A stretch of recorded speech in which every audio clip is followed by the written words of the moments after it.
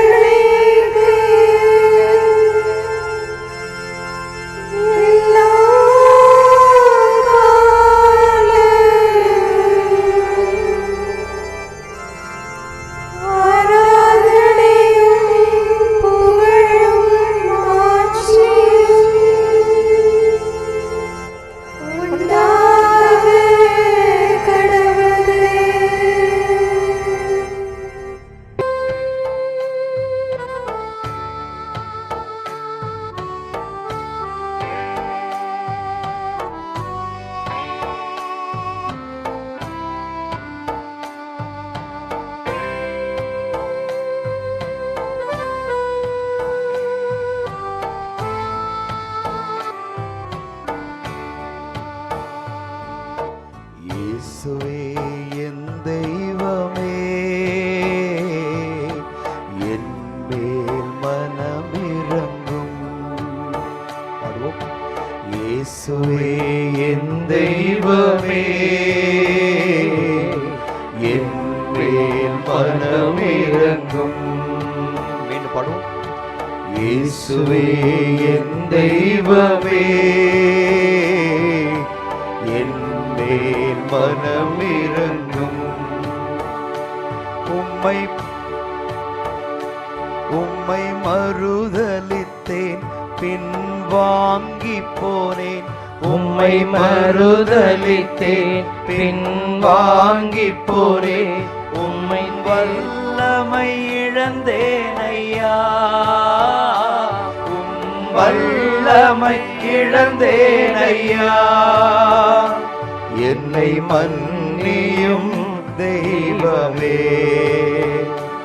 என்னை மன்னியும் தெய்வமே. இயேசுவே என் தெய்வமே, என் மேல் மனமிரங்கும். இயேசுவே என் தெய்வமே, என் மேல் மனமிரங்கும்.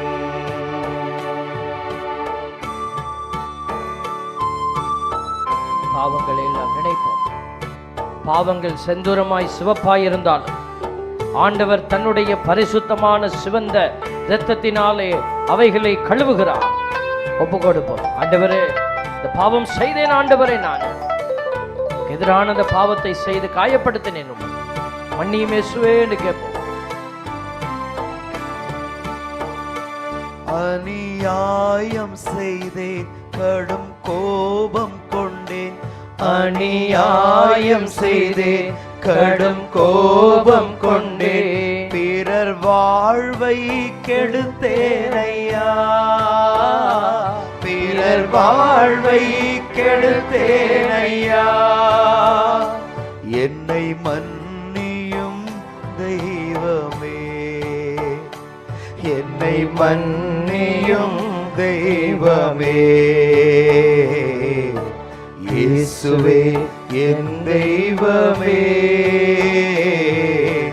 என் மேல் மனமிரங்கும். இயேசுவே என் தெய்வமே, என் மேல் மனமிரங்கும்.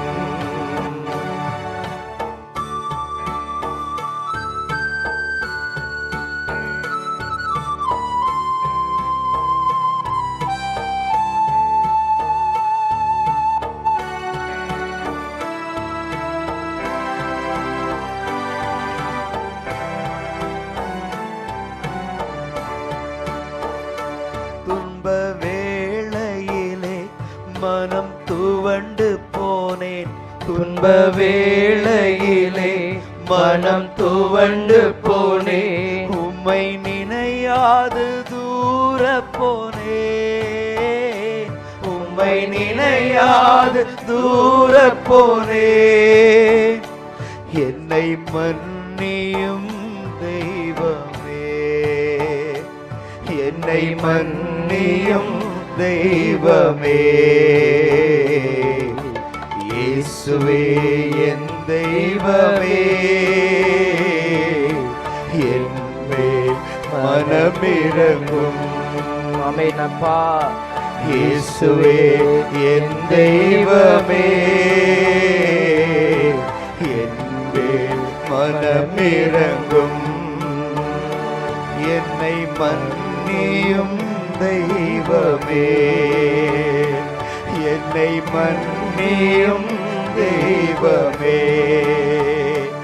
என்னை மன்னியும் தெய்வமே.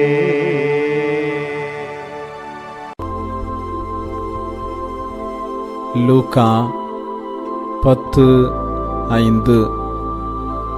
நீங்கள் எந்த வீட்டுக்குள் சென்றாலும் இந்த வீட்டுக்கு அமைதி உண்டாகுக என முதலில் கூறுங்கள்.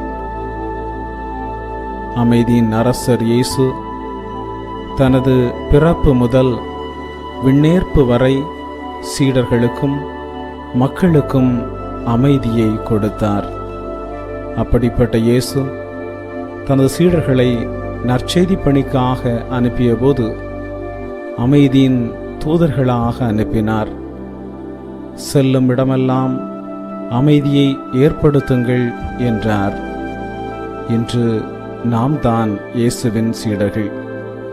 நாம் எங்கு சென்றாலும் அமைதியின் தூதர்களாக செல்ல வேண்டும். நாம் செல்லுகின்ற இடங்களில், வீடுகளில் அமைதியை ஏற்படுத்துவது நம்முடைய கடமை. பிரிவினை, சண்டை, குழப்பம் ஆகியவற்றிற்கு நாம் ஒரு நாளும் காரணமாக அமைந்துவிடக்கூடாது. நமது வார்த்தைகள், நடத்தைகள், செயல்கள் அமைதியை ஏற்படுத்துவதாக அமைய வேண்டும். ஏனெனில் நாம் இயேசுவின் சீடர்கள், அமைதியின் தூதர்கள். ஜெபிப்போமாக. அன்பின் பரலோக பிதாவே, இந்த நாளுக்காக உமக்கு நன்றி செலுத்துகிறேன். இந்த நாளிலே இந்த பிள்ளையை உமது ஆவியிலால் நிரப்பி இவர்களை அமைதியின் தூதராக மாற்றும். மேலும் ஆண்டவரே, இவர்களை ஆசீர்வதித்து இவர்களை நலன்களால் நிரப்பும். இவர்கள் நல்ல நாட்களை காணவும் நல்ல செய்தியை கேட்கவும் அருள் செய்யும். இயேசுவின் நாமத்தில் ஆமென்.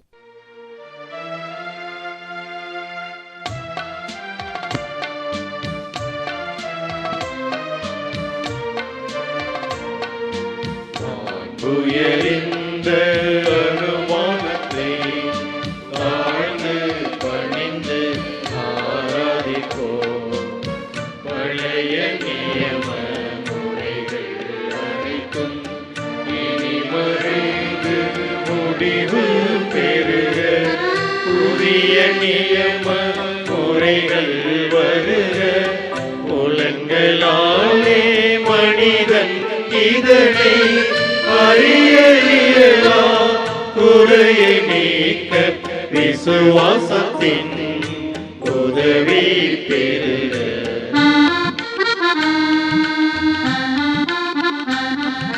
பிதாவர்க்கும் சுதனவர்க்கும் புகழ்ச்சியோடு வெற்றியாக்கும் மீட்பின் பெருமை மகிமையோடு வலிமை வாழ்த்து யாவுமாக இருவரிடமாய் வருகின்றவரா தூய ஆவியானவர்க்கும் அளவில்லாத சமப்புகழ்ச்சி என்றுமே உண்டாகுகளாமே.